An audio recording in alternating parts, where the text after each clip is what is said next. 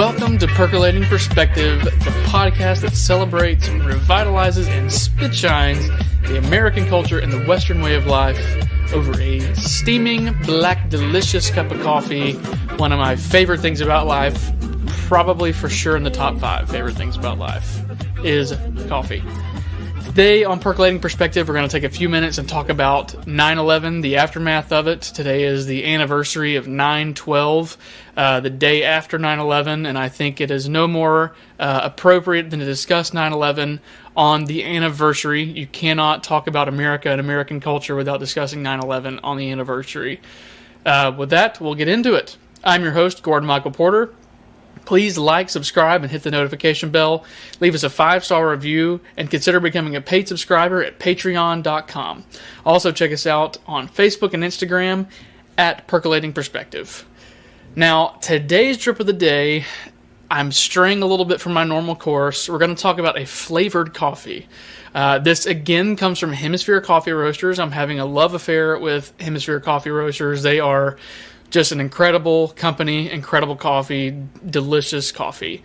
But the one I'm going to talk about today, and the one that I am sipping on furiously, is called Scottish Grog. It has got some rum notes, it's got some oak to it. The best way to describe it, if you've ever been to Ireland or maybe Scotland, Scottish Grog coffee tastes like how Ireland or Scotland smells, if that makes sense. Coal burning, it smells like coal and burlap. You know, I really don't, it's a very masculine smell, very masculine flavor. You gotta try it. It's just a really good, all of their coffee is good, but you've got to try the Scottish Grog. Also, quick note, they've just released their fall flavors as well, and one of those flavors is called, I think it's roasted Texas pecan or southern pecan or something like that. So definitely gonna be checking that out. We might discuss that on the next couple of podcasts. They had a few flavors come out for fall, so really excited about that. In the 2020 presidential election, approximately 10 million people voted that were born in or after the year 1999. Now, what that means is approximately 10 million Americans of voting age who actively participated in our system, they don't remember 9/11 at all. They don't know a world where TSA doesn't check every personal belonging you own at the airport. They don't remember a world where America is not at war or in some sort of police action. They really don't remember a world where celebrities, or at least a significant portion of them, not only were proud and excited about America and freedom, but in many cases spent time behind the yoke of a 10-ton flying aluminum beast, bearing the seal of the U.S. Air Force or driving a tank for the Marine Corps. A lot of our celebrities and TV hosts, they were patriots of the truest form, and many of them veterans, which is something that is definitely amiss in our culture today. But people, these 10 million voters, they don't remember a world where it's cool or even acceptable, much less normal, to be proud of the United States. As one of my favorite actors and America's favorite actors, Jimmy Stewart, who also probably recognized the name George Bailey more of Bailey and Sons Building and Loan from, oh gosh, what's the name of the movie now? A Wonderful Life. Sorry, just had a little brain fart there. But Jimmy Stewart once said, "It may sound corny, but what's wrong with wanting to fight for your country? Why are people so reluctant to use the word patriotism?" Now, he kind of had his thumb on the pulse. He saw something coming that maybe we didn't. But I think what he saw coming happened on 9/11. Now, culture is extremely difficult to preserve if you don't remember what it is or what made it to begin with. Solomon said in Proverbs, "Where there is no vision, the people perish." And so the whole idea of this podcast is to revitalize and spit shine the American culture, as it says in the intro. But today we're going to take a look at probably, in my opinion, not one of the biggest pivot points, the pivot point in American culture and American history. I want to take a couple of minutes and remember those who lost their lives on 9/11. Civilians, military men and women that were on those flights as well, police officers, firefighters. It's kind of become even less and less frequent on radio stations and TV shows around September. You would see it, every year. You would see it, leading up to September 11th, going out of September 11th. Remember our fallen heroes, remember the victims of 9/11. It was a cultural phenomenon for a while to pay tribute to those people, and that has since gone, unfortunately. But I want to talk about 9/11, because after all, our nation physically was not damaged like the Twin Towers or the Pentagon, our nation at large. However, mentally and spiritually, I think it did more than the Al-Qaeda terrorists could have ever dreamed of or hoped for. This year marks 21 years from the monumental pivot in our culture, and probably, like I said a second ago, the biggest pivot since the founding of our country. Several weeks after 9/11, the U.S. government and a lot of big-name politicians and celebrities, they began to use a phrase, several phrases, but one in particular that sticks out to me from my childhood and the days and months and years after 9/11 was "see something, say something." And as we'll discuss over the course of this podcast, the American government was specifically designed to protect your God-given rights.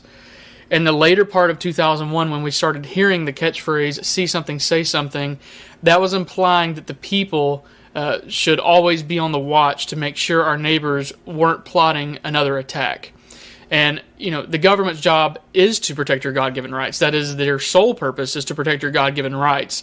But whenever government starts to stray from its purview in the Constitution and what its jurisdiction is, it, in an effort to protect those rights, took measures that I believe damaged us unintentionally. Now, while their intentions may have been good, this idea, this slogan, "say something, if you see something, say something," began to corrode the bedrock of America, which was brotherly love and trust among our neighbors.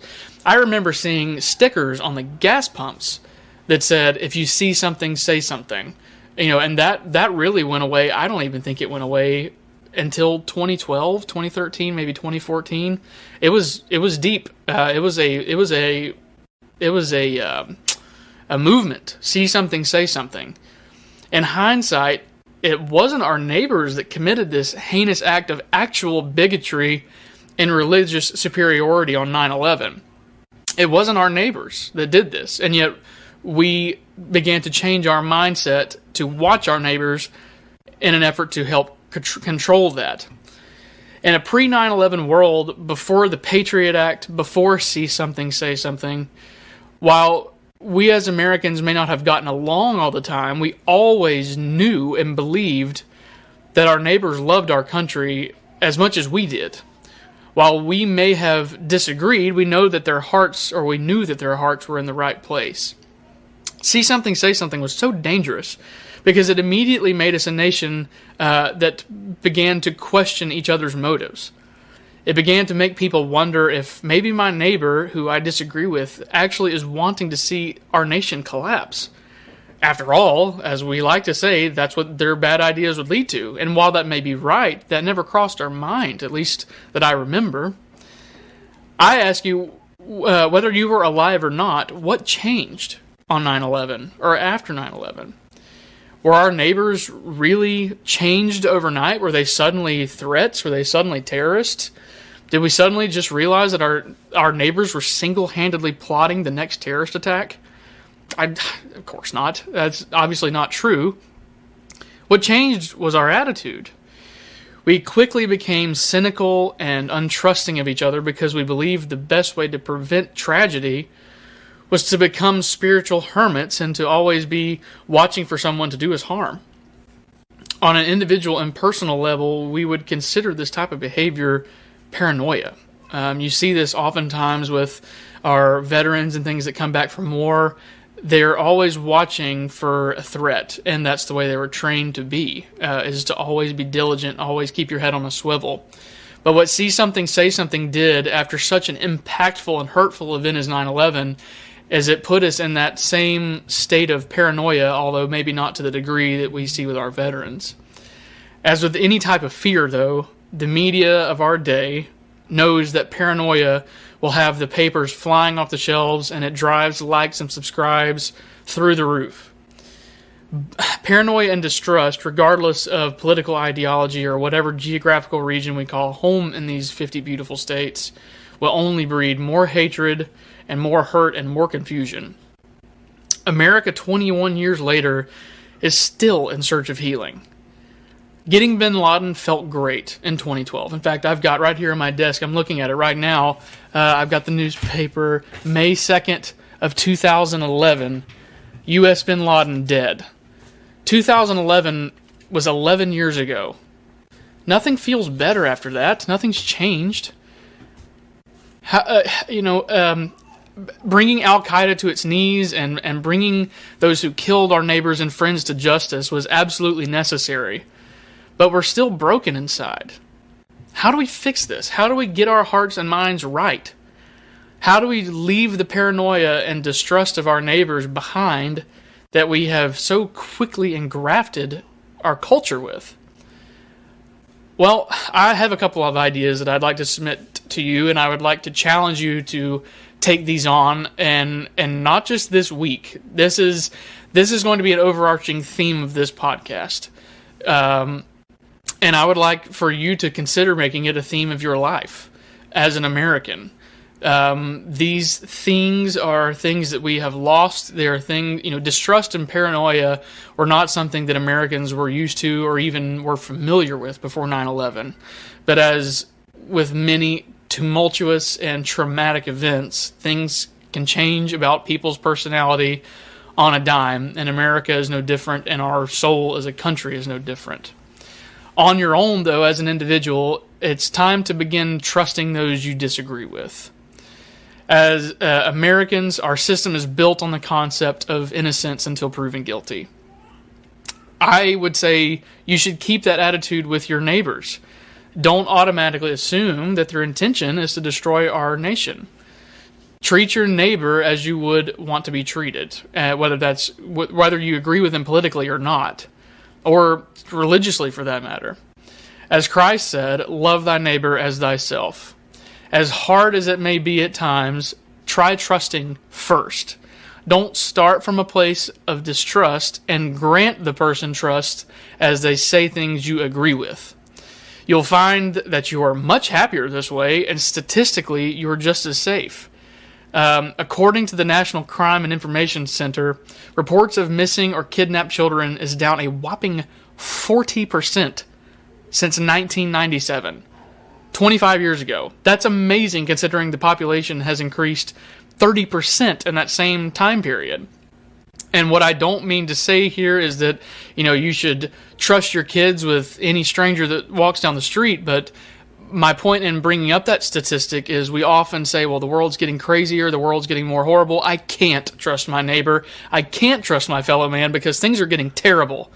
Well, according to that statistic right there, kidnapping is down 40% in my lifetime. And I was born in 1994. 1997, 25 years ago, kidnapping was 40% worse than it is today. That is incredible. I didn't know that, honestly, until I was researching for this podcast. That's an amazing stat.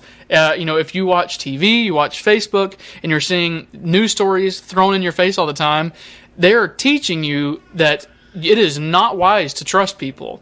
But according to the math, according to the statistics of our own crime information centers, you're actually statistically more able to trust your neighbor than you were 25 years ago before 9/11.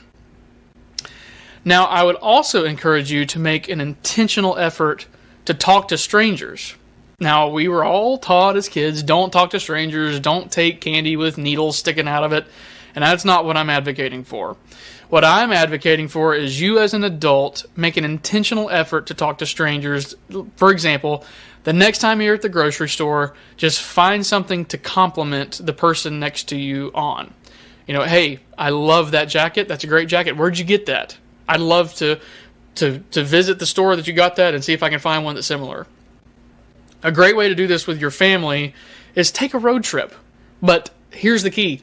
Don't take the interstate. The interstate, as much as it is nice to get somewhere from point A to point B quickly, the interstate, and we'll do a podcast on this sometime in the future, the interstate system, I think, did some real damage to the American culture. It wiped away Route 66. And so, again, that's another topic for another time. But a great way to spend time with strangers and get to know people that you don't know now is by taking your family on a road trip, not taking the interstate. If you're an iPhone user, Apple Maps will actually allow you to map your drive to avoid highways and tolls. You can find out pretty easily on YouTube. It's a very quick and easy thing. It's just 2 switches. You turn off, and it forces you off the interstate and onto back roads to drive past mom and pop shops. Plan for a few extra hours. Stop at these mom and pop, gas stations, businesses. Ask them how business has been. Ask the cashier what her favorite place is for lunch nearby. Not only will you make an instant neighbor, but you'll see some amazing country that you'll never see on that crowded, cold interstate.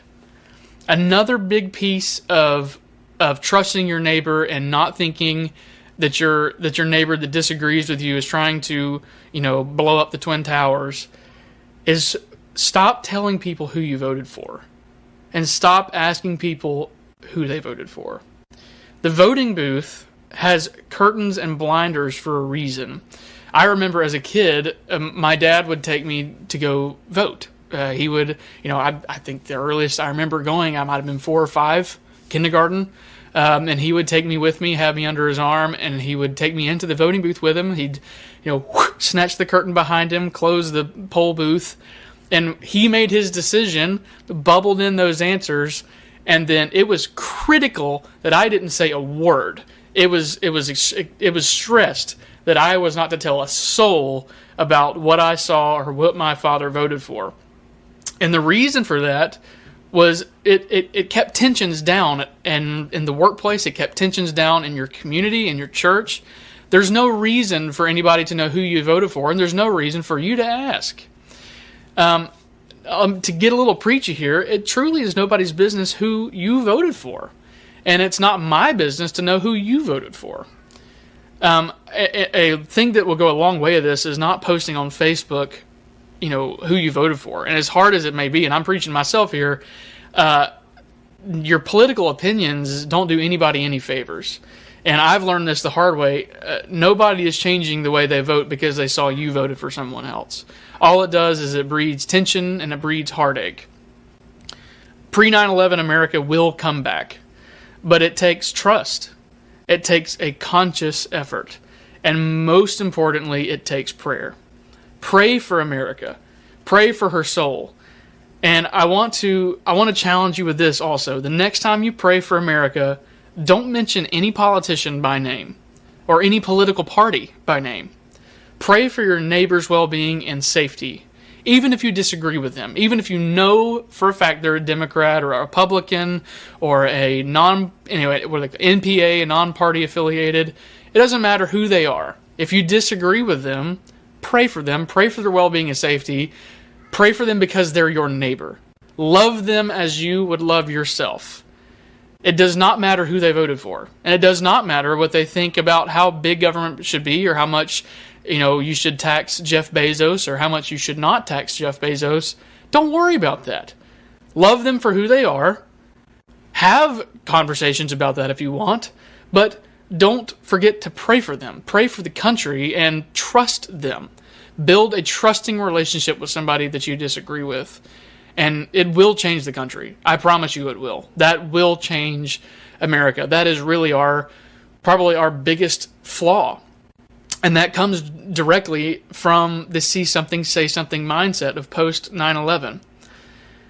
The brave men and women on Flight 93 were willing to lay down their lives to protect their neighbors. They probably saved hundreds of lives because of their courage and their trust in each other, that their intentions on that plane were pure. We can fix our culture and restore our soul. It just takes effort. Now, in the spirit of Flight 93, America, I love you. The Lord is our shepherd. We shall not want. He will restore our soul. We will fear no evil, for thou art with us. God help us. Jesus help us. Let's roll.